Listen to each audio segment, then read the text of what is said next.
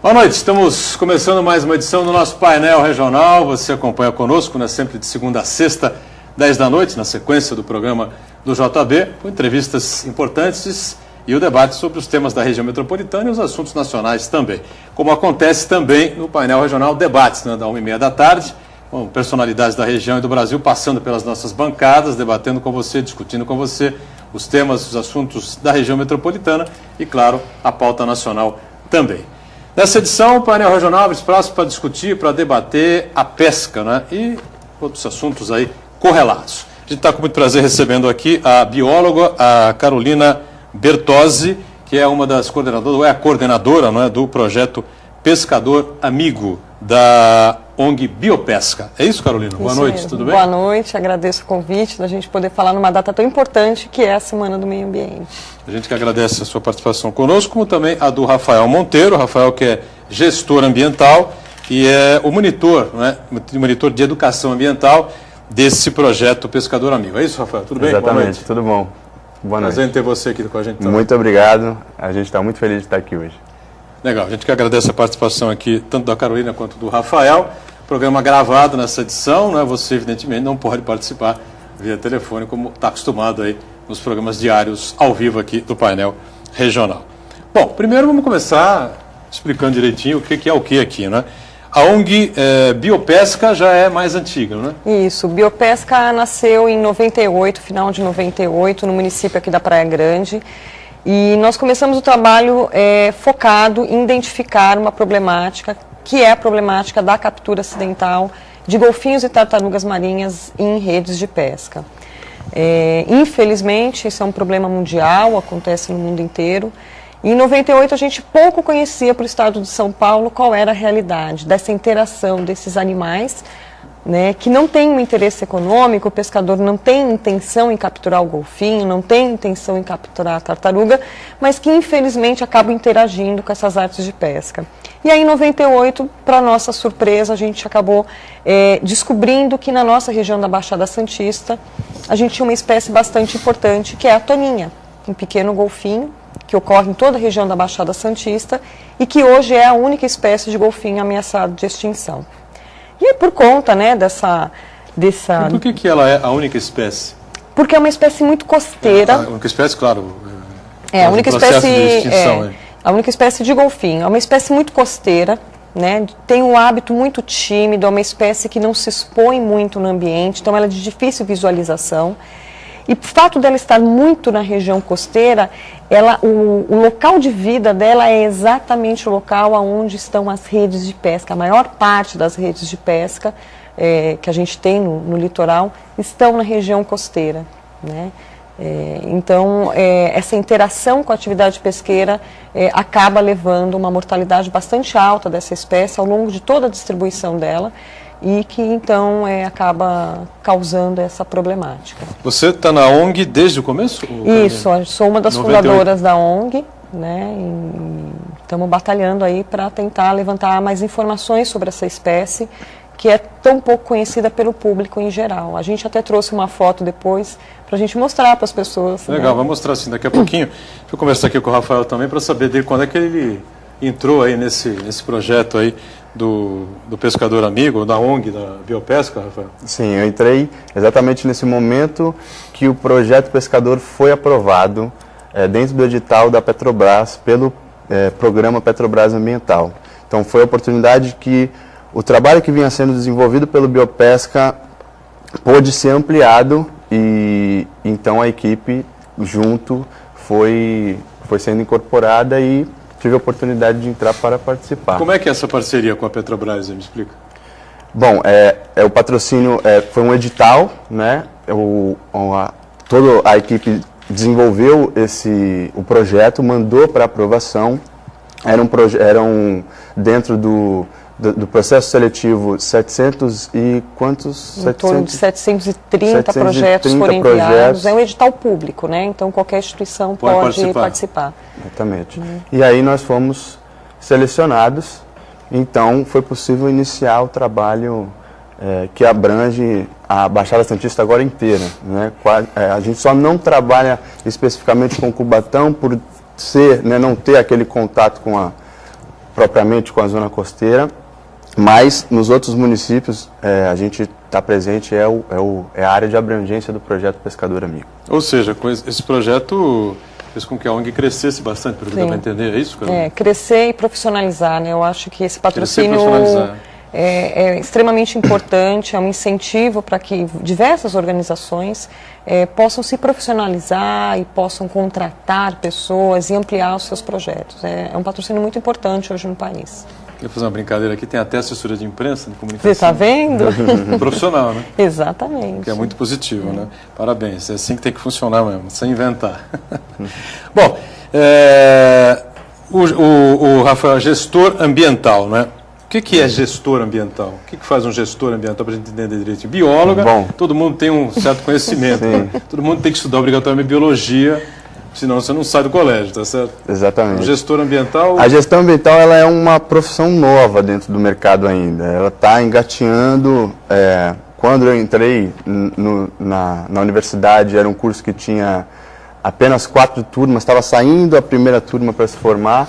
E a ideia é conciliar a demanda da sociedade, os diversos serviços, as diversas oportunidades, o que o homem necessita fazer de uma maneira mais respeitosa e consciente para o meio ambiente. Então, todo essa interlocução entre a interação homem e meio ambiente, ela deve ser feita com um profissional que tenha essa visão interdisciplinar, ou seja, que não seja tão especialista, focado apenas num conteúdo, que ele consiga trabalhar com diversos profissionais, como, por exemplo, a parte de legislação, a parte educação, a parte ecológica, mas porque exatamente na década de 70, ainda a visão que se tinha sobre as questões ambientais, ela era muito focada na conservação ambiental utilitarista, que era aquela em que os recursos naturais ainda eram muito vistos como apenas uma fonte de produção. E hoje a gente já tem uma mudança e percepção de que, na verdade, não. Para que a gente possa sobreviver e que o homem consiga interagir com o meio ambiente, que não é só o meio ambiente natural, né, que é as árvores, o mar, mas tudo que nos rodeia, principalmente o construído, é necessário pessoas, e nesse caso meu em particular, um profissional, que possa fazer essa articulação entre os diversos atores e buscar uma sociedade mais sustentável, mais equitativa, com mais qualidade de vida. Essa é a ideia do profissional. O que é uma sociedade mais sustentável, com mais qualidade de vida, na visão da ONG, referente, evidentemente, direcionado para a questão da pesca? Sem dúvida, porque esse é um campo teórico... O que a gente tem com relação à pesca é que a pesca é uma coisa assim meio largada, meio abandonada, não sei, né? É a impressão que se passa aí de maneira geral. Não se discute muito, não se fala muito. Sim. A sustentabilidade... O agronegócio é o que toca a economia do país. Exato, assim? Exatamente. Ela acabou sendo a pesca, por conta do cenário que a gente teve, um pico de produção muito grande na década de 80, só que esse pico se deu exatamente por uma produção que foi sem ordenamento, né, sem pensar nas consequências, exatamente por aquela visão de que o meio ambiente era um estoque inesgotável. Então aconteceu que a produção hoje diminuiu muito e a gente tem um cenário de crise na pesca. Exatamente... É antigo, né? Já é antigo, sim, já de alguns anos, não é uma coisa super recente.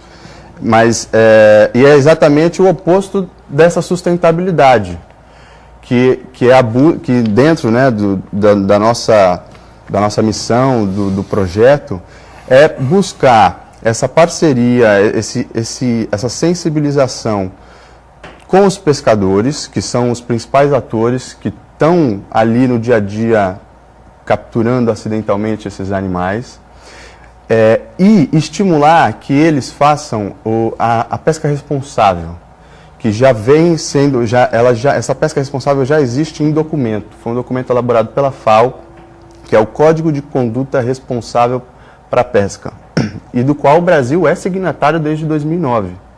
Então, assim, é o que você falou. Parece que a pesca está muito largada, mas o Brasil já tem algumas políticas públicas voltadas para isso, mas a sociedade ainda não tem essa questão da participação, de envolver, do entendimento, até do conhecimento sobre a problemática. Então, um dos pilares do projeto Pescador Amigo é exatamente isso, levar a informação para sensibilizar, ou seja, no primeiro momento as pessoas despertem para esse problema, para num posterior, mais à frente, numa segunda etapa, juntos caminhar para uma ação. Enquanto isso, nesse início, a gente vai trabalhando a passinhos de formiguinha. É verdade, é assim que tem que ser mesmo, devagarinho, né? Vamos para um rápido intervalo, a gente também está no ritmo aqui acelerado aqui com a sua dupla aqui, que está cuidando da pesca aqui da nossa região, está cuidando, né? E a gente já volta já com o painel regional, é rápido.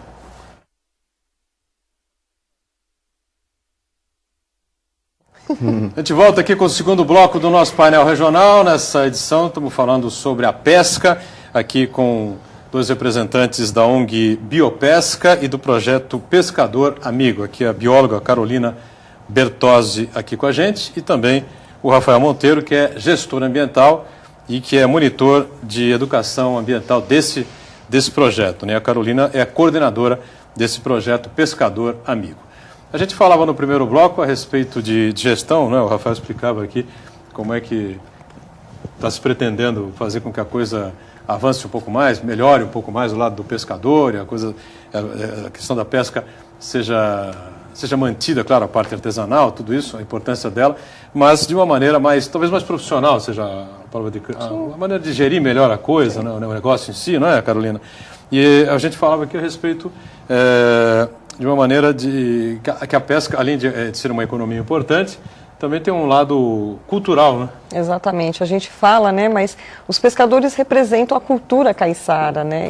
Que justamente nos centros costeiros mais urbanizados, aqui a Baixada Santista, a gente acaba marginalizando essa cultura. Então, resgatar a autoestima desse pescador, e eu acho que isso é uma das missões. A pesca artesanal, ela tem um grande potencial para ser desenvolvida de uma forma mais sustentável do que a pesca industrial.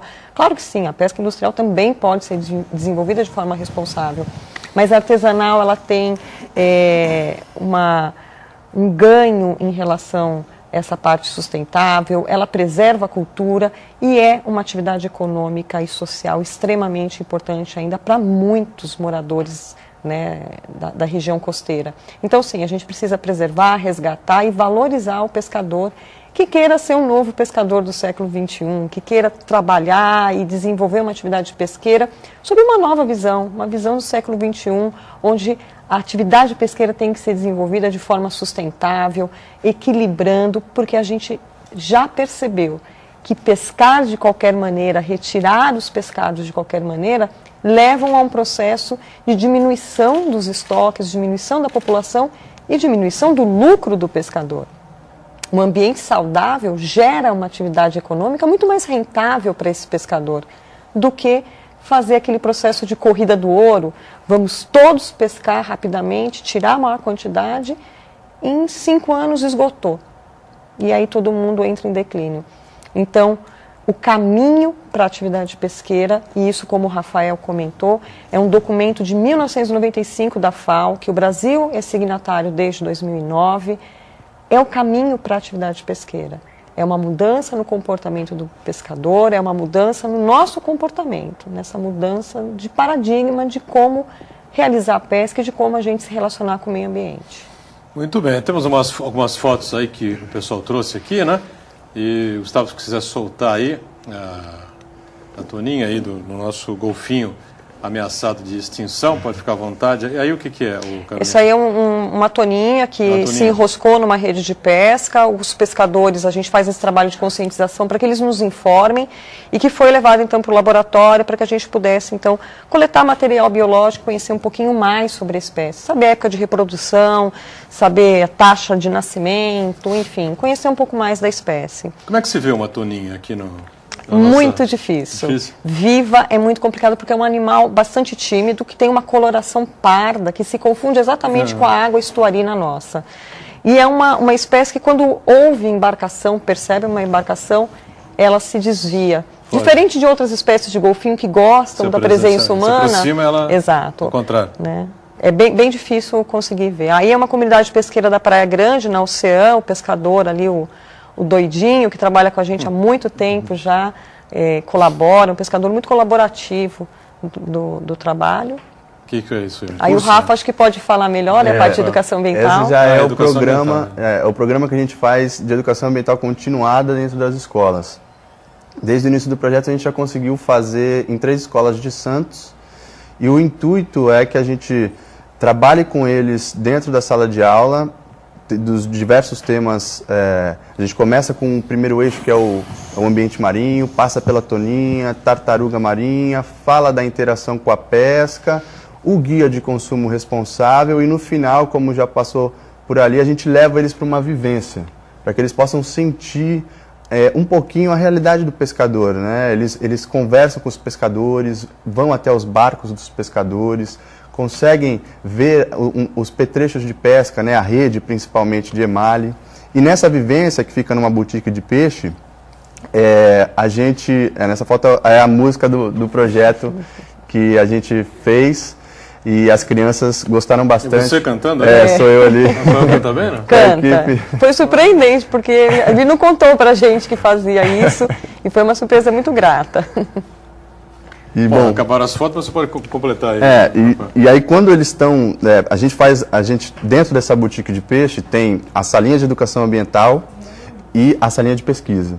Então eles passam pela salinha de educação ambiental, que é um espaço que tem o material biológico. Então tem o feto de toninha ali, que veio de uma fêmea que foi capturada acidentalmente, e quando para a pesquisa foi aberta, viu que ela estava grávida.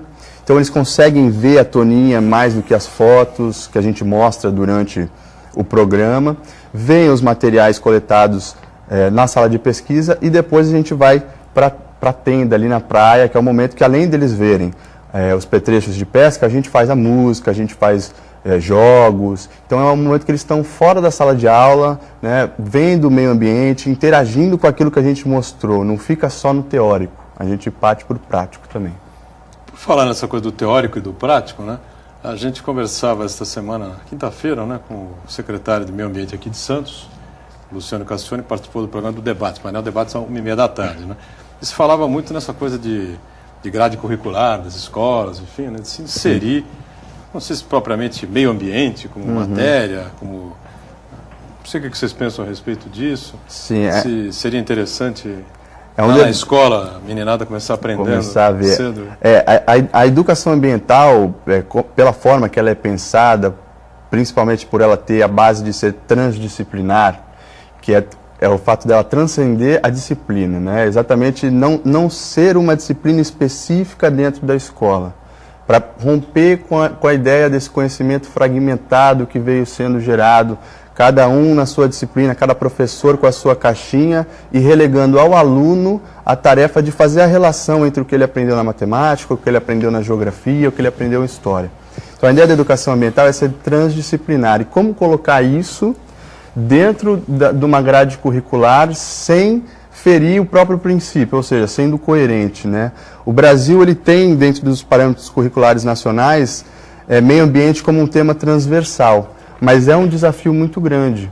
E dentro do projeto, a ideia que a gente tem, né, que a gente busca antes de ir à escola, é exatamente ter uma conversa com os professores, para que eles participem, eles já tenham uma introdução antes da gente chegar com as crianças, durante o projeto participem e depois deem continuidade. A gente sempre estimula ao longo das idas à escola que eles pensem, que eles reflitam, porque a ideia não é chegar na escola, expor a informação e ir embora. A ideia é que eles vejam a informação, ela é passada de uma forma lúdica, eles fazem atividades para fixar o conhecimento e depois ainda tem um momento de refletir, ou seja, o que essa atividade está representando, por que nós que estamos chegando com essa informação estamos preocupados, por que eles devem se preocupar também. Então essa é a forma muito interessante que a gente pode e começa a sugerir que os próprios alunos pensem em propostas de projetos que a escola pode desenvolver na temática ambiental, né, iniciando, claro que a gente está levando a questão marinha, a questão da pesca, mas isso pode ampliar, porque a questão ambiental é muito complexa e muito grande. E se relaciona com tudo, com o social principalmente. Quando a gente fala de meio ambiente, o meio ambiente, na verdade, os problemas ambientais são gerados pela organização social que existe hoje, pela cultura, pelo modo que nós agimos durante toda essa nossa caminhada histórica. Então, essa é a proposta, que eles consigam ter autonomia para poder ser cidadãos que vão desenvolver uma sociedade mais sustentável, que era aquilo que a gente comentava no primeiro bloco. Muito bem. E você, Carolina, o que você pensa sobre é um desafio bastante grande na escola? A educação ambiental é exatamente o que o Rafa falou, não é uma disciplina, né? Ela é transdisciplinar e ela tem que permear todas as disciplinas. Quando a gente começa o programa de educação ambiental, né, a equipe de educação ambiental primeiro faz reuniões com os professores, independente da disciplina, o professor de matemática, o professor de ciências, para que a gente estimula para que eles desenvolvam a temática da educação ambiental, a temática do meio ambiente, e aí, claro, a gente foca nos temas que nós estamos trabalhando, para que eles insiram nas suas disciplinas. E é esse o caminho, né? A educação ambiental, tratar de meio ambiente não tem que ser um assunto delegado como ecologia, não. Nós fazemos parte do meio ambiente, a disciplina de matemática, a disciplina de física, todas elas estão inseridas dentro da questão do meio ambiente. Então, obviamente, é uma mudança de comportamento, não é um processo simples, né? Mas é um processo onde a gente tem que iniciar essa conversa com os professores, principalmente do ensino fundamental. Eu acho que a gente começa da base e permear entre as disciplinas a temática de meio ambiente. A educação ambiental tem que ser tratada transdisciplinar. Esse que é o caminho. Muito bem. A gente faz então o nosso segundo intervalinho aqui no painel regional e voltamos em instantes. Até já. Muito bem, a gente volta aqui com o terceiro e último bloco desta edição aqui do nosso painel regional, que conta aqui com a bióloga, a Carolina Bertozzi, Carolina que coordena o projeto Pescador Amigo, da ONG Biopesca, né? E tem a companhia importante aqui do gestor ambiental, Rafael Monteiro, que é o monitor de educação ambiental também do projeto Pescador Amigo, né? A gente já falou, já abordou uma série de temas importantes, né? A questão da gestão, a questão educacional propriamente dita, e vocês vão fazer um investimento educacional também, especificamente e principalmente com o pescador, né? Isso, a ideia, nós vamos iniciar em breve o que a gente chama de curso de capacitação, que a gente chama de Caravana do Pescador Amigo, né? As comunidades pesqueiras são muito difíceis de serem deslocadas, né? Os pescadores trabalham, saem muito cedo, a rotina deles é uma rotina bastante exaustiva. Tirar um pescador da sua comunidade, levar para um curso dentro de uma sala de aula, é super complicado. Então a gente desenhou uma caravana, que é um furgão, então uma unidade móvel, que vai até as comunidades pesqueiras, leva uma exposição itinerante e uma sala de aula também itinerante. Então a gente vai à comunidade pesqueira, monta essa estrutura e vamos levar para os pescadores essa temática que é a pesca responsável, vamos levar para eles esse conhecimento do Código de Pesca Responsável e vamos começar a falar sobre um empreendedorismo sustentável. Qual é a linguagem que vocês pretendem utilizar com o pescador, que normalmente é um cara assim mais, vamos dizer assim, mais rude, não é? Ou não? Não, eu acho que assim, a gente não estou menosprezando a categoria. Sim. Pelo contrário. Né? Uhum. São trabalhadores do mais alto nível, claro, mas talvez não tenham essa intimidade assim com... É uma forma diferente, né? A forma com que vocês colocam. Cada público-alvo a gente tem que direcionar de alguma maneira, né?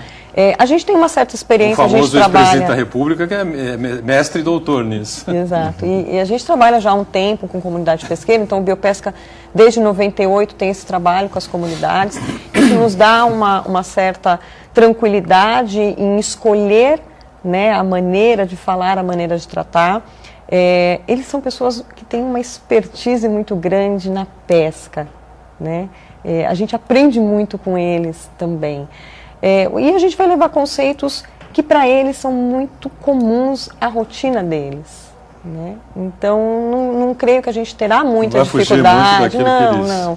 Eu acho que se familiarizam. Exato. Claro que não dá para pensar no material pedagógico, de cartilhas, de empreendedorismo e contas, porque não é esse o foco mesmo. O foco é uma troca de informações e é levar para eles, mostrar para eles que a problemática do declínio da atividade pesqueira não é regional, como muitas vezes eles enxergam.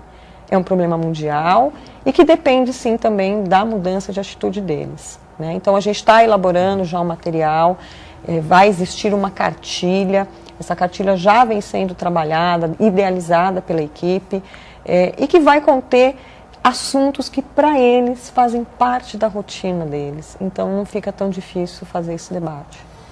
Perfeito. Como é que vocês veem aí o futuro da pesca com relação à sociedade de maneira geral, às pessoas, né? O abastecimento de alimentação do ser humano, porque a água é finita, né? Tem pontos do mundo, regiões do mundo que os países já estão comprando, importando água, outros exportam água. Essa é uma situação bastante complexa que há 30, 40 anos seria imaginável discutir esse tipo de assunto, como é inimaginável também fazer programas a respeito do meio ambiente, né? Nós estamos aqui fazendo isso já há bastante tempo. Falando da pesca, Rafael, há possibilidade de criar uma expectativa na cabeça das pessoas, porque a carne, antigamente, anos atrás, era o alimento mais procurado. Mais procurado, exatamente. A pesca chega nisso um dia ou é inviável? Então, na verdade, ela já chegou um dia nisso, né? Foi o que aconteceu... Antes, né? Antes, em 80. Com o fim da Segunda Guerra Mundial, tanto os países perdedores quanto os países vencedores foram em busca de uma proteína de baixo custo. E encontraram o peixe, né? O pescado de maneira geral também. E isso fez com que o mundo inteiro fosse explorar. E essa exploração se deu daquela maneira desordenada e que acabou gerando esse cenário de crise. Então, o que a gente precisa agora é reverter esse cenário de crise, exatamente estimulando uma pesca que seja responsável, para que nós possamos continuar consumindo peixe, só que agora o ambiente sendo respeitado nos seus limites ecológicos, né, da sua capacidade de suporte para suprir as nossas necessidades sem agredir o meio ambiente, que por sua vez a gente faz parte novamente, voltando nessa questão, né? A nossa capacidade aqui é grande, né? Na região, aqui na Baixada Santista, entre os 9 municípios, essa questão da pesca, não? Não. Economia pesqueira, não, né? A produção pesqueira brasileira, né, a costa brasileira não é uma costa produtiva em termos de quantidade de pescado. A gente tem a costa brasileira inteira, ela possui uma condição oceanográfica de águas quentes. Águas quentes não são águas produtivas para quantidades de pescado. A diferença é a gente pensar no Peru, né? No Chile, onde você tem águas frias e que são riquíssimas em nutrientes e que acabam sustentando grandes cardumes. A costa brasileira, ela tem uma vocação para ter uma quantidade de espécies maior, porém em menor quantidade. E aí vem a nossa vocação bastante grande para o turismo ecológico, os mergulhos em recifes de coral.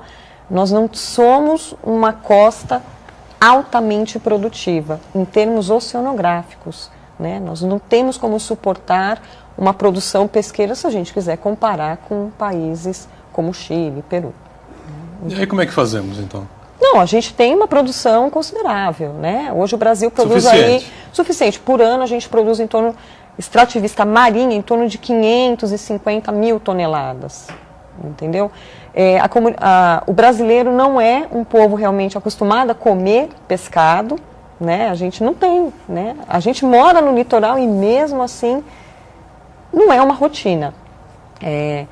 Mas não dá para querer comparar ou pensar, vamos expandir, temos 8.000 quilômetros de costa, precisamos pescar mais. Não temos essa capacidade de produção, né?